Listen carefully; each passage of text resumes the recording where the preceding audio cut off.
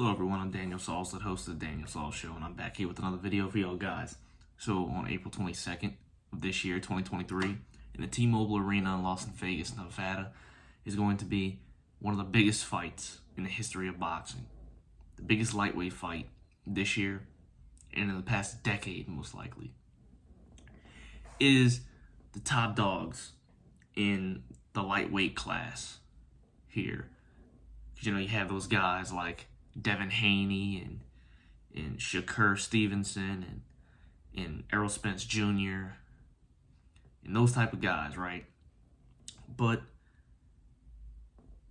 these other guys, Gervonta Tank Davis, King Ryan Garcia, fighting it out. We've been waiting for years and years and years for this fight to finally happen. And it is about to happen, ladies and gentlemen. Both in the lightweight division. We're going to see who's going to win. Both have knockout power. Both have some quick hands.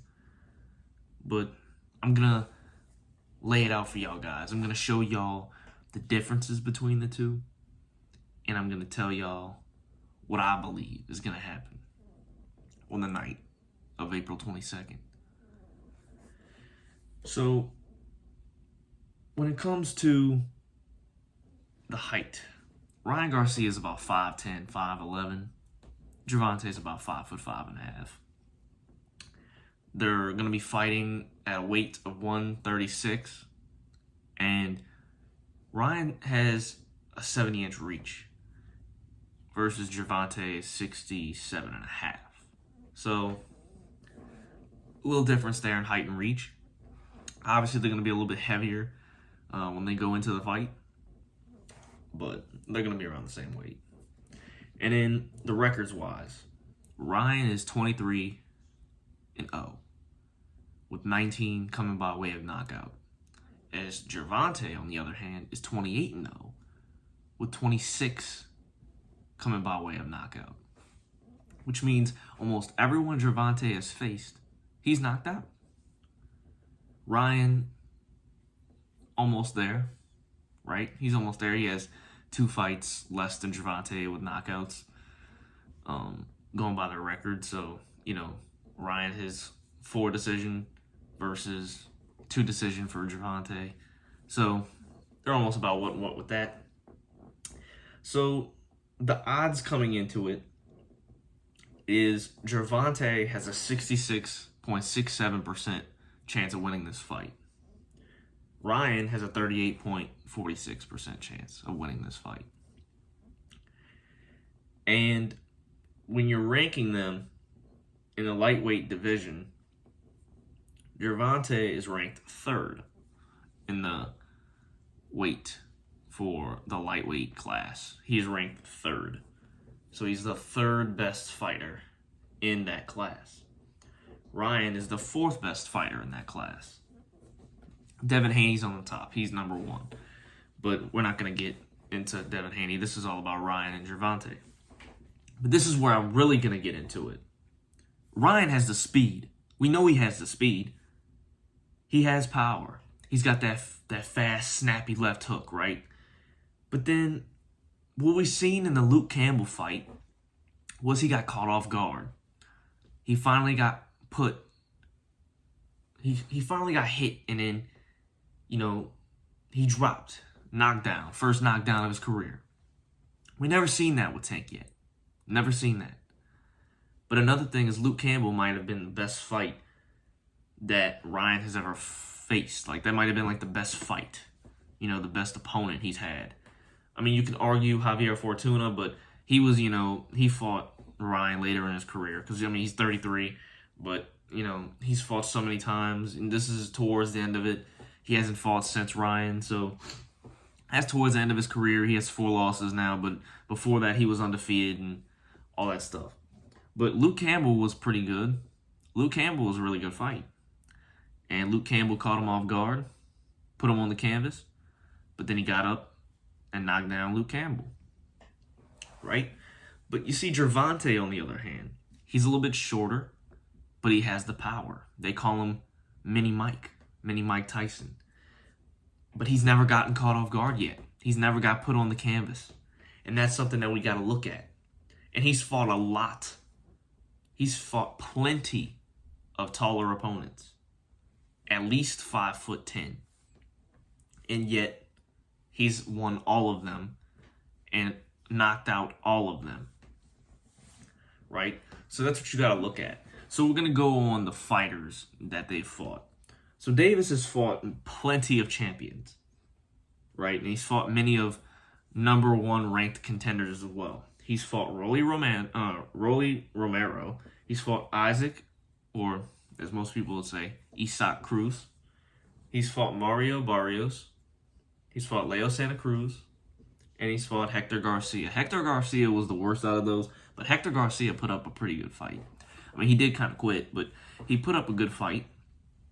But Isaac Cruz, when I watched that fight live, that was one of the fights where Gervonta could not find a knockout. He couldn't get it. Isaac Cruz was walking him down, but he put the pressure on Gervonta.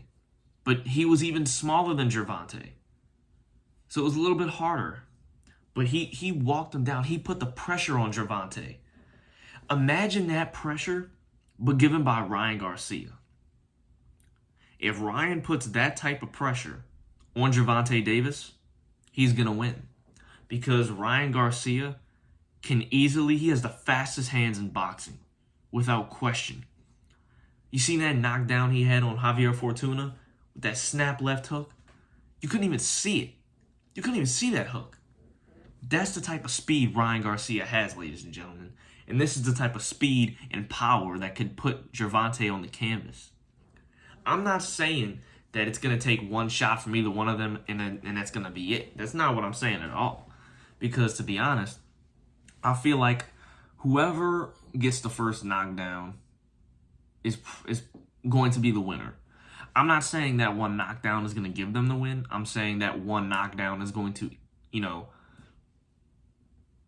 give them motivation. It's going to put them up, and it's going to be like, that's just a turning point in the fight.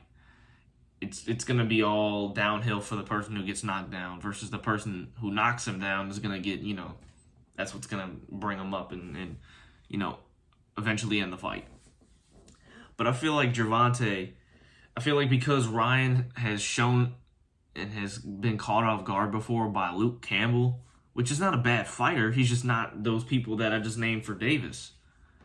And if he lost his guard for, he got caught off guard from Luke Campbell, then what do you think might happen with Gervonta, right?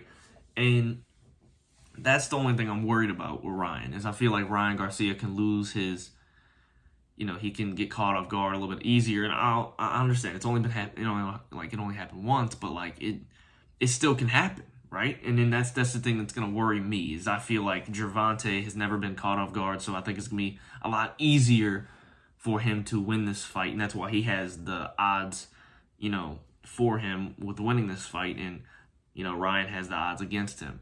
But it's still pretty good odds. 38% isn't that bad. It could be worse. But I feel like people are underestimating Ryan Garcia. Yes, he's only been fighting... he hasn't fought those champions that Davis has fought, but it doesn't matter, because at the end of the day, you can put up a good fight. Just like with Canelo Alvarez versus Floyd Mayweather. That was a good fight. Canelo put up a really good fight with Floyd, but Canelo was young, so he hadn't fought all those champions he's fought now. He didn't face all those champions yet. He was on the come up.